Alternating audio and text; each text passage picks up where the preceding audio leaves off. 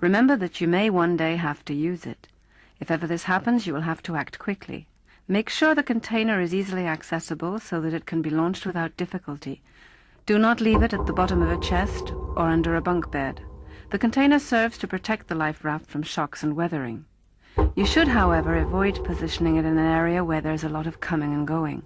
It's preferable to install it on deck, fixed in a cradle, or on the aft deck of a sailing boat. When stowing your life raft, above all, avoid making knots that might later be difficult to undo, and do not use padlocks, as you might mislay the keys. One very important point to remember, the life raft painter line must be attached to a fixed point on the vessel. Should you have to launch it, it would be disastrous to see your container drifting away uncontrollably with no way of recovering it.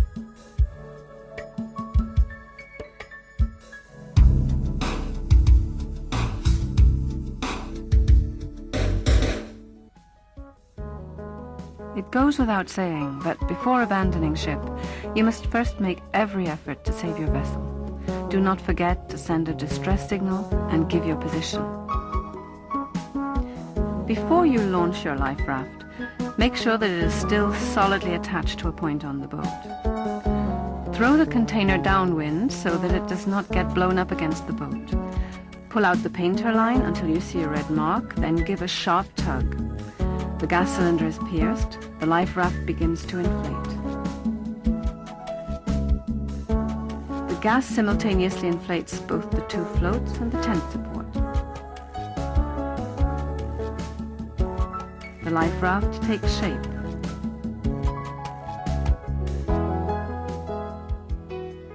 The life raft is ready for use.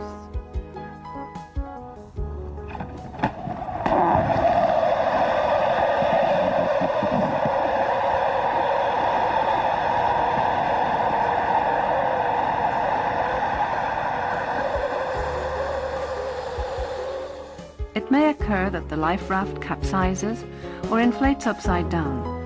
If this happens, you will then have to jump into the water and turn it over, using the strap intended for this purpose.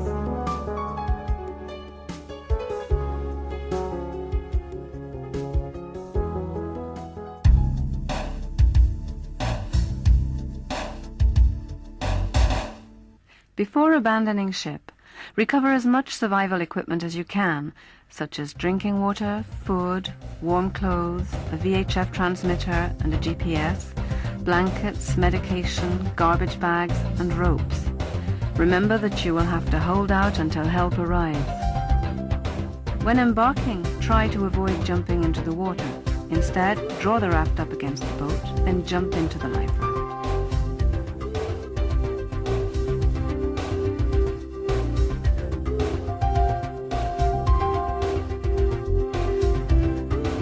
When everyone is on board, cut the line connecting you to the boat and move away from the boat as fast as possible. Before organizing life on board, you must follow the recommendations set out in the immediate action instructions.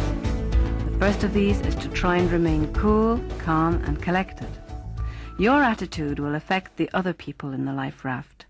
Keeping up morale is of primary importance.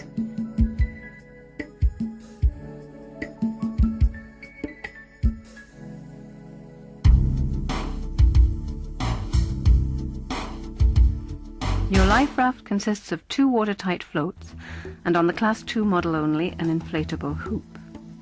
These are totally independent and ensure the buoyancy of the life raft should it be damaged. The life raft has been assembled by heat welding. This technique ensures irreversible bonding and guarantees excellent watertight properties. The floor of the life raft consists of a canvas base fabric coated with cellular foam and an aluminium film. This reflects and retains the heat given off by the human body. The tent on your life raft is equipped with a system for recovering rainwater. The water flows down a gutter and collects in a pocket inside the tent. Under the life raft, several high-capacity water pockets serve to stabilize the craft. They work as ballast and come into action as soon as the life raft hits the water, thereby ensuring perfect stability when embarking and during extreme wind and sea conditions. The gas cylinder is equipped with a triggering system which is both instantaneous and safe. On the tent cover, the reflective strips and the radar reflectors make you easier to locate.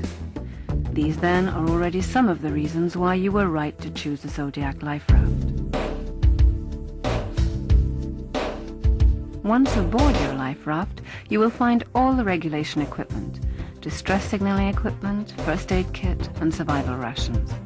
Remember that one of the first things to do on board the life raft is to read the immediate action instructions as calmly as possible. You have already found the 2 oars.